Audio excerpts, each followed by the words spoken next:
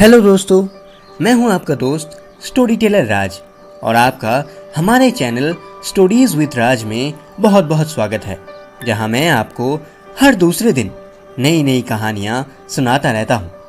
आशा करता हूं आपको हमारी कहानी पसंद आ रही होगी और अगर आ रही है तो हमारे वीडियोस पर लाइक, शेयर और कमेंट ज़रूर कीजिएगा। आपका एक लाइक और कमेंट हमें हर रोज़ नई नई वीडियोस बनाने में मोटिवेट करता है और उस लाल कलर के सब्सक्राइब वाले बटन को दबाना मत भूलिएगा। इससे मेरी हर कहानी की नोटिफिकेशन आप तक सबसे पहले पहुंच जाएगी। और अगर आपको हमसे कुछ पूछना हो या फिर आप हमसे कुछ शेयर करना चाहते हो तो फिर नीचे कमेंट बॉक्स में हमारे साथ अपने मन की बात शेयर कर सकते हैं। तो चलिए ज़्यादा देरी ना करते हुए आज की कहानी को शुरू करते हैं। सुना रहा हूँ आगे की कहानी मर्डर इन द डेजर्ट भाग 2। आप पिछले भाग को डिस्क्रिप्शन पर दिए गए लिंक को क्लिक करके सुन सकते हैं। तो पिछले भाग में आपने सुना मिसेस मुखर्जी डिटेक्टिव किंग को एक चिट्ठी भेजकर अपने घर एक अर्जेंट काम के लिए बुलाती हैं।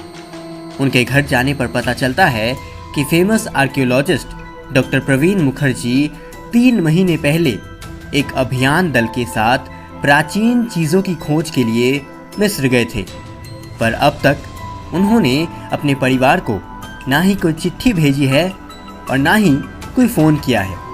इसलिए मिसेस मुखर्जी चाहती हैं कि डिटेक्टिव मिस्र जाकर उनके पति का पता लगाए। उसके बाद डिटेक्टिव और आलोक मुखर्जी मिस्र के लिए निकल पड़ते हैं। कायरो एयरपोर्ट से डिटेक्टिव और आलोक जीप में बैठकर उस अभियान दल के पास जाते हैं जिनके साथ डॉक्टर मुखर्जी मिस्र आए थे। वहां उन्हें पता चलता है कि पिछले 17 अगस्त को डॉक्टर प्रवीण मुखर्जी मारे जा चुके हैं और डॉक्टर रिचर्ड के मुताबिक वो एक लोकल बीमारी के चलते मारे गए हैं। अब आगे की कहानी।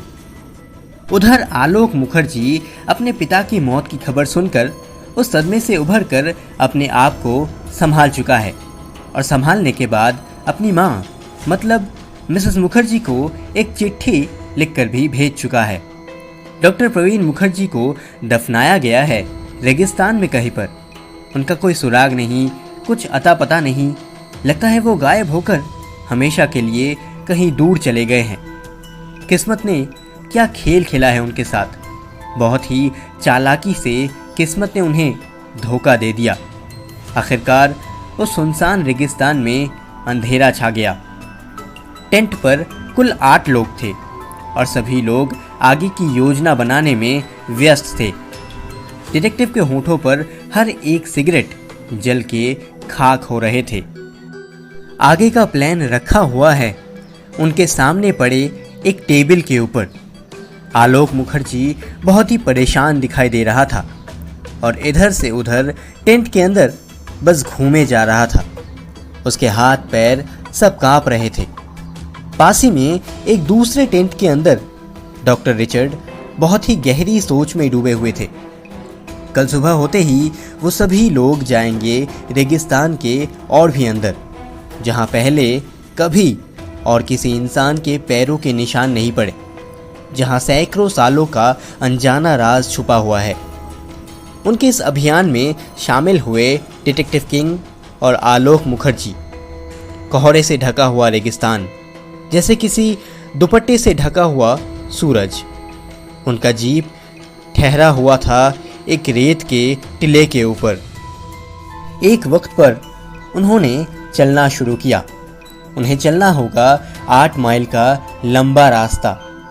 उनके साथ थे 2 लोकल सामान उठाने वाले मजदूर। जीप चलने लगा बहुत तेजी से। वो जब अपने मंजिल पर पहुंचे तब सुबह के 11 बजे थे। रेगिस्तान की झुलसती गर्मी जैसे बर्दाश्त के बाहर, शरीर जला देने वाली वो गर्मी। सबसे पहले चल रहे हैं डॉक्टर रिचर्ड, उनके साथ ही चल रहे हैं डिटेक्टिव किंग, पीछे आलोक मुखर्जी और मिस मीरा, और बाकी सभी हैं बहुत पीछे। एक समय पर वो सभी एक प्राचीन पिरामिड के सामने आकर रुके। आज वो लोग यहीं पर अपना रिसर्च का काम करेंगे। सैकड़ों साल पुरानी उस प्राचीन पिरामिड का साक्षी बनकर उस अभियान दल के लीडर डॉक्टर रिचर्ड ने उसके अंदर अपना पहला कदम रखा। उसके बाद डिटेक्टिव भी उन्हें ध्यान से देखते हुए उनके पीछे पीछे अंदर चले गए। पतली सी रोशनी जैसी एक सुरंग के सामने आकर डिटेक्टिव रुक गए। दूसरी तरफ डॉक्टर रिचर्ड भी डिटेक्टिव के साथ सुरंग के सामने आकर रुक गए। अचानक पीछे से पीठ पर एक हाथ पड़ते ही डिटेक्टिव चौंक उठे।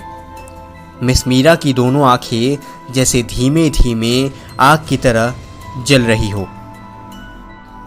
डिटेक्टिव के कान के पास अपना चेहरा लेकर धीरे से कहने लगी, आज रात 9 बजे उस रेत के टीले के पार आइएगा। आपको बताने के लिए मेरे पास बहुत कुछ है। आइएगा ज़रूर, मैं आपका इंतज़ार करूंगी। उनका चेहरा बहुत ही उत्सुक दिखाई दे रहा था। अपनी बात कह के ही वो दूसरी तरफ चली गई। डिटेक्टिव ने गौर किया कि विलियम अपने कानों से उनकी बातें सुनने की कोशिश कर रहा था और उसकी आंखें भी हर वक्त इधर उधर घूरते रहते हैं। मीरा की उम्र है 27 साल और उनका चेहरा भी सभी आम लड़कियों की तरह ही मामूली है, पर दिमाग के मामले में वो शायद किसी जासूस से कम नहीं। उनका बायोडेटा डिटेक्टिव को उनके बारे में सोचने पर मजबूर कर रहा था। पर वो डिटेक्टिव को क्या बताना चाहती हैं? इसका मतलब क्या वो डॉक्टर मुखर्जी के मौत के बारे में कुछ बताना चाहती हैं? सारे मम्मी एक दूसरे के बगल में एक के बाद एक रखा हुआ है।